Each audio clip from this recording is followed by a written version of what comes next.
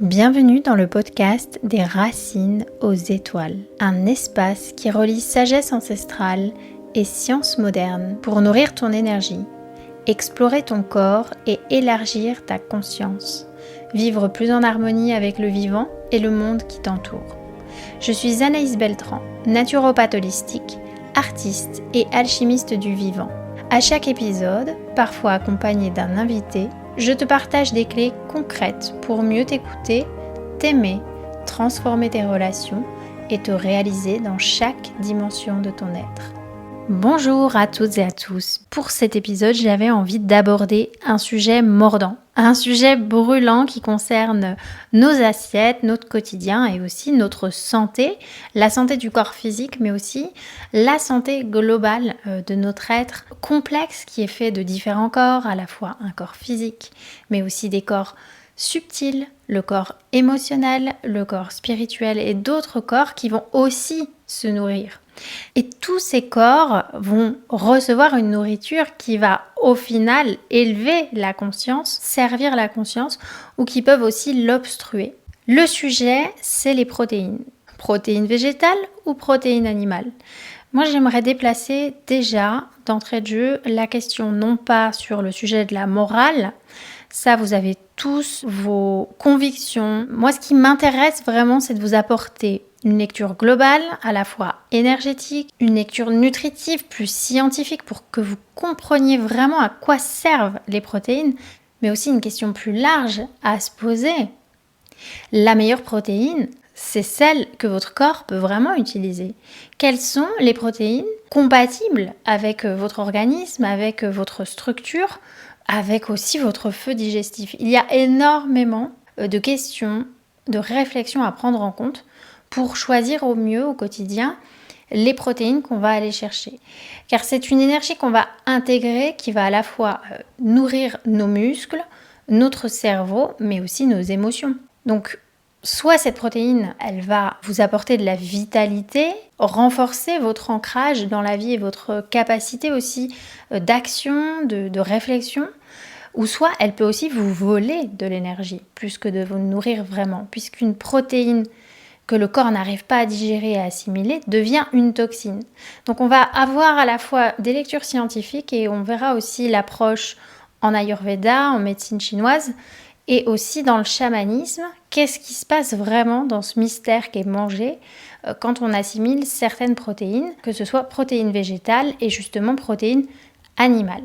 Donc déjà, ce que je vous propose, c'est de revenir au cœur de qu'est-ce qu'une protéine. Si on visualise les protéines de manière un petit peu plus ludique, on va pouvoir comprendre aussi comment elles se décomposent dans le corps. Je les compare souvent à un puzzle qui est fait de petites pièces. Et ces petites pièces, on les appelle les acides aminés. Je suis sûre que vous en avez déjà entendu parler. Notre corps, il utilise 20 acides aminés, dont 9 qu'on dit essentiels. C'est pour ça que vous entendez souvent, parfois, cette protéine de chanvre est merveilleuse.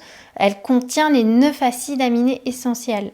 Pareil pour l'ortie, mais aussi dans les protéines animales, justement. On met en avant que ces protéines de viande, de poisson ou d'œufs, les œufs, ont un profil complet parce qu'ils contiennent ces 9 acides aminés qui vont ensuite pouvoir être redistribués et avoir des fonctions particulières dans le corps qu'on va voir.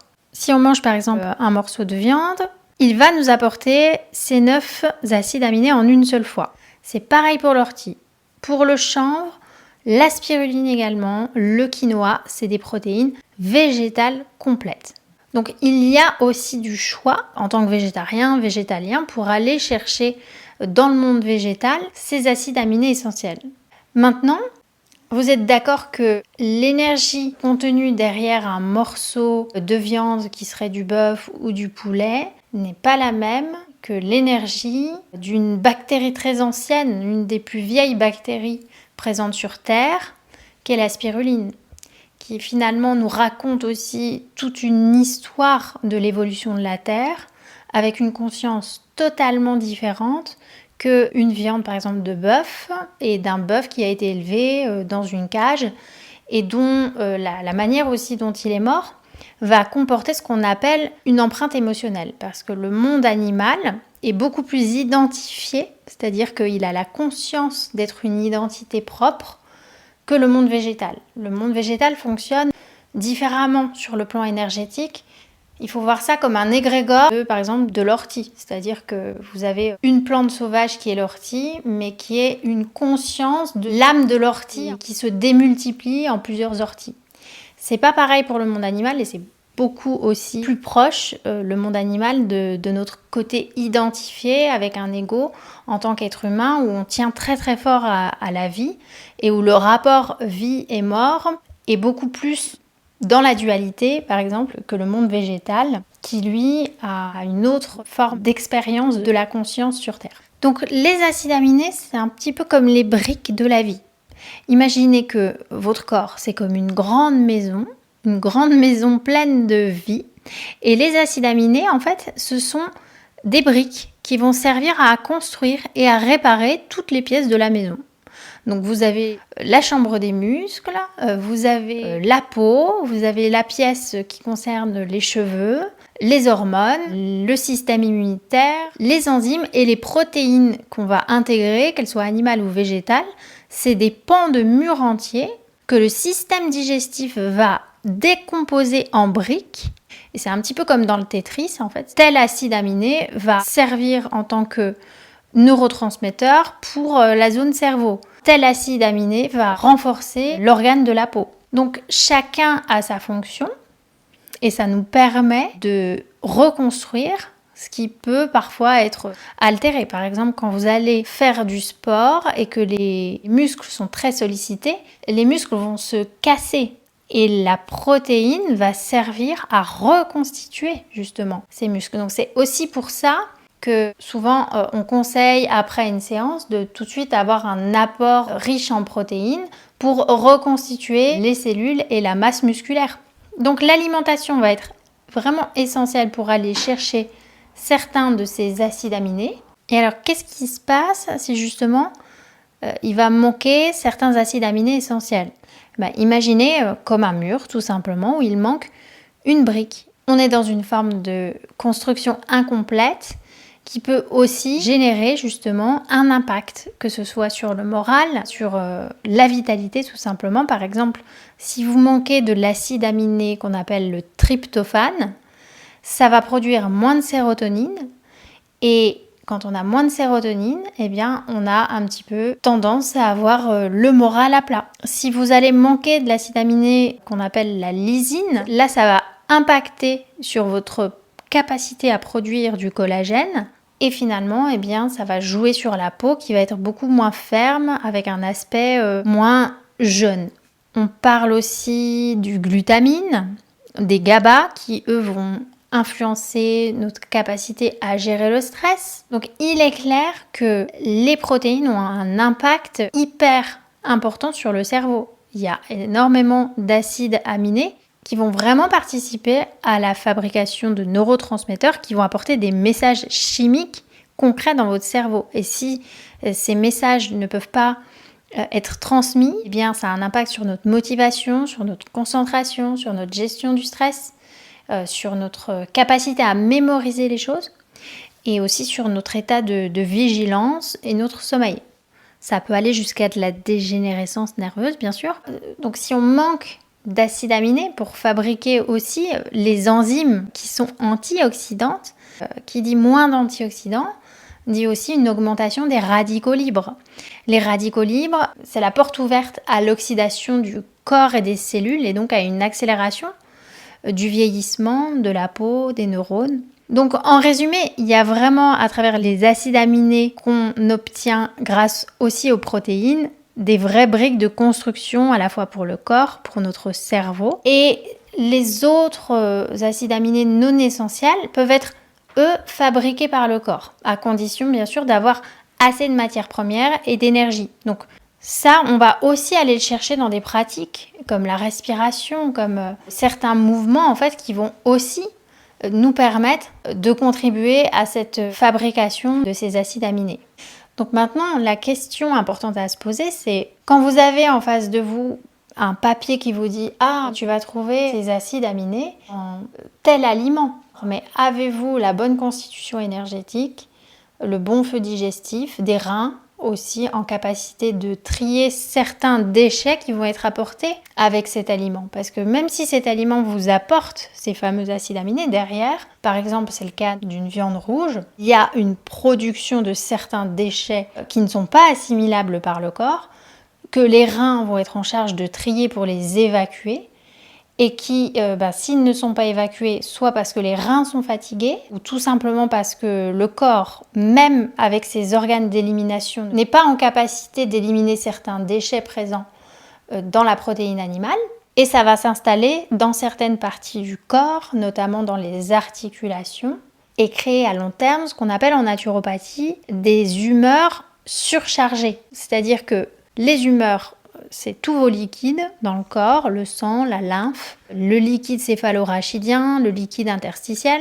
Leur qualité, elle va clairement déterminer aussi votre vitalité. C'est pour ça aussi qu'on parle de l'importance de s'hydrater, de nourrir en fait tout ce sang, mais par des aliments aussi qui sont très hydratants et qui vont aller renforcer en fait les liquides, mais sur un terrain sain. Sinon, s'ils sont surchargés ces liquides, de toxines apportées par certaines viandes, eh bien ça crée de la stagnation, des inflammations et des déchets azotés qui vont encrasser ces humeurs.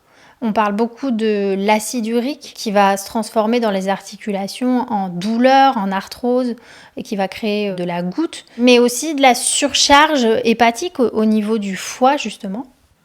J'ai aussi l'exemple d'une femme qui m'a envoyé son mari qui était très sportif. Il avait pendant longtemps grandi dans les milieux sportifs avec cette idée qu'il faut manger beaucoup de viande, de protéines pour pouvoir avoir à la fois de la masse musculaire et de la vitalité.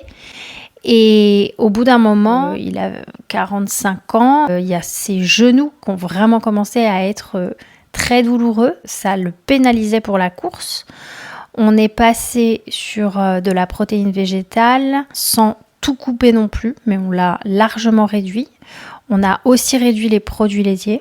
Les inflammations ont disparu, ses douleurs aux genoux ont disparu, mais en plus de ça, il a été beaucoup plus performant dans ses courses. Je lui avais donné l'exemple de Carl Lewis, dont les résultats ne sont plus approuvés, mais qui était sur un régime 100% lui végétalien. Il n'était même pas sur du végétarien. C'était un végétalien. Et la protéine végétale a apporté beaucoup d'énergie subtile. Par exemple, même dans les graines germées, vous savez, les pousses que vous trouvez parfois dans les magasins bio au frais, c'est des toutes petites pousses d'alfalfa, de radis noirs. En fait, ça, c'est des protéines subtiles aussi qui sont très riches en prana, cette énergie vitale, qui peut aussi justement nous apporter ce fuel quand on fait des efforts sportifs. Donc, la force n'est pas toujours synonyme de cette masse ou d'un morceau épais et dense qu'on peut avoir dans l'assiette. Parce qu'imaginez le temps qu'il faut pour assimiler une petite pousse de graines germées et le temps qu'il va falloir pour décomposer le morceau de viande qu'on va avaler. Problème qu'on n'aura pas avec la protéine végétale puisque c'est une protéine beaucoup plus alcalinisante déjà. Donc le mot alcalin, vous l'avez peut-être déjà entendu. On a un terrain acido-basique, on a besoin d'acidité pour transformer, décomposer certains aliments. Mais globalement, on a besoin d'avoir un terrain alcalin chargé en chlorophylle pour ne pas acidifier, enflammer le corps. Et souvent, les maladies génétiques se déclenchent à un certain degré d'inflammation du corps. Même si vous avez en potentiel, par exemple, certains gènes de cancer, donc cancérigènes transmis au niveau génétique, ça ne se déclenchera pas si vous avez un terrain sain, en fait, si vous gardez un terrain globalement alcalin. Il n'y aura pas d'inflammations qui vont déclencher l'activation de ces gènes porteurs d'informations dissonantes avec l'harmonie, puisque c'est ça, un gène de maladie transmis de génération en génération. Donc c'est une information qui est transmise, qui n'a pas été actualisée, qui n'a pas été transmutée, donc qui doit de nouveau être vécue par le corps physique et par la souffrance. Alors qu'on peut tout à fait recevoir des informations de notre lignée transgénérationnelle et les digérer sans qu'il n'y ait besoin d'une conséquence extrême comme celle de manifester un cancer par exemple. Vous voyez, donc tout est information et dans les protéines, on a aussi à la fois les informations de l'animal, de comment il a vécu, quelles émotions il a pu ressentir au cours de sa vie, est-ce que son cycle de vie a été honoré, et au moment de la mort aussi, est-ce que l'animal a été honoré. Vous savez que c'était le cas dans beaucoup de sagesse ancestrale, par exemple, au moment de chasser un animal, il y avait une prière, un rituel fait en l'honneur de cet animal. Donc on honorait le cycle de vie et le cycle de mort pour pouvoir justement emprunter à la fois cette énergie de l'animal, mais on savait aussi que c'était une circulation qui avait comme un échange. Et dans le chamanisme, on parle vraiment d'une fusion au niveau de l'esprit de l'animal et de nous-mêmes. Donc il y a aussi toute une conscience que lorsque l'on intègre un animal, on ingère aussi une partie de sa conscience, son esprit, et on lui donne aussi une partie de nous. À travers nos cellules, il peut faire une expérience humaine. Donc il y a comme un échange. On ne prend pas sans redonner quelque chose. Maintenant, la question, c'est est-ce que vous avez cette capacité à digérer toute l'empreinte émotionnelle, toute la colère, la frustration dans des animaux aujourd'hui élevés en batterie ou qui n'ont jamais vu le jour. Donc c'est toute cette mémoire du vivant qui va vous être transmise. Donc ça peut être lourd à digérer et vous pouvez justement, sans vous en rendre compte, être impacté émotionnellement au cours de la journée après avoir mangé un poulet ou un bœuf, ne pas forcément faire le lien. Et plus vous grandissez en conscience et en écoute de votre corps après avoir mangé, plus vous êtes aussi en capacité de voir ce que vous êtes capable vraiment d'assimiler et de digérer. Et même si il y aura de la protéine dans ce morceau de viande, vous allez vous rendre compte aussi que derrière ça vous plombe et ça peut fatiguer aussi les reins à long terme si déjà vous naissez avec ce qu'on appelle un jing. Donc ça, c'est l'essence vitale qui vous est donnée à la naissance, avec un jing qui n'est pas forcément aussi élevé que le voisin, puisqu'on est tous inégaux de ce côté-là. C'est nos parents qui nous lèguent une forme de bougie plus ou moins longue, grâce à leurs propres reins, à leur propre énergie. Ils nous donnent ça à la naissance. Et aussi, il y a une partie plus mystérieuse du ciel antérieur, prénatal. Donc là, c'est cadeau de l'univers qui nous lègue aussi une énergie dans les reins, qui va nous permettre d'expérimenter notre conscience à travers notre véhicule terrestre. Et l'alimentation, ça va être un chi supplémentaire en fait, qui va à la fois nous permettre de prendre aussi soin et de ne pas trop aller taper dans les réserves du jing, et justement d'avoir suffisamment de chi pour expérimenter la conscience. Donc suivant ce qu'on va manger aussi, ce qu'on va consommer, eh bien si on prend beaucoup d'énergie dans les reins, notamment avec des excitants, et la viande est considérée comme un excitant, même si sur le moment on a l'impression d'avoir de l'énergie, eh bien on va aussi utiliser de l'énergie derrière pour assimiler ça. Donc on gagne d'un côté, mais on va aussi perdre de l'autre. Il y a aussi toute cette notion des charges toxiques comme les métaux lourds, les hormones aussi qui peuvent être présentes, les antibiotiques dans les élevages animaux, chose qu'on va beaucoup moins retrouver dans les protéines végétales. Dans du quinoa, vous avez de la protéine complète. C'est un aliment très sain et vous avez aussi par exemple du fer, un fer biodisponible. Idem, dans le chanvre, la protéine de chanvre est très élevée aussi, 31 grammes pour 100 grammes, donc vous avez tous les acides aminés. Et vous avez aussi dans l'énergie du chanvre énormément de bienfaits énergétiques. Dans l'aspect holistique, un angle très important qu'on oublie, c'est qu'une protéine, ça n'est pas une masse. Derrière la protéine, végétale ou animale, il y a une forme, il y a une idée, il y a un esprit, il y a une intelligence subtile à l'œuvre, mais aussi une intelligence organique et cellulaire. Par exemple, si vous regardez comment fonctionne au niveau organique le chanvre, c'est une plante de génie. Et c'est ce qu'on va voir avec plus de précision, plus d'explication dans le prochain épisode. J'aimerais vous inviter à plonger dans ce que les protéines, mais aussi l'esprit et l'énergie d'une plante peuvent nous transmettre grâce à leur intelligence et leur biorésonance, leur manière d'interagir avec tout le vivant. On parlera donc de résonance à la fois subtile qui s'installe entre leur manière de croître et la nôtre. Et on va faire un focus aussi tout particulier justement sur le chanvre et aussi sur l'ortie, qui sont réputés pour être très riches en protéines et posséder ces fameux 9 acides aminés essentiels. Mais aussi, vous allez voir que dans l'énergie de la plante, ce qu'elle va nous communiquer, nous transmettre en information et en intelligence pour le déploiement de notre propre être, c'est d'une richesse incommensurable. Donc cet épisode touche à sa fin. Je vous remercie pour votre écoute, pour votre intérêt. N'hésitez pas à vous abonner. Le podcast est maintenant aussi disponible sur YouTube, chaîne YouTube, le podcast des Racines aux Étoiles. Je vous dis à très bientôt et je vous invite à vous abonner au podcast et à partager. Si cet épisode a résonné en vous, peut-être qu'il trouvera aussi de la résonance autour de vous.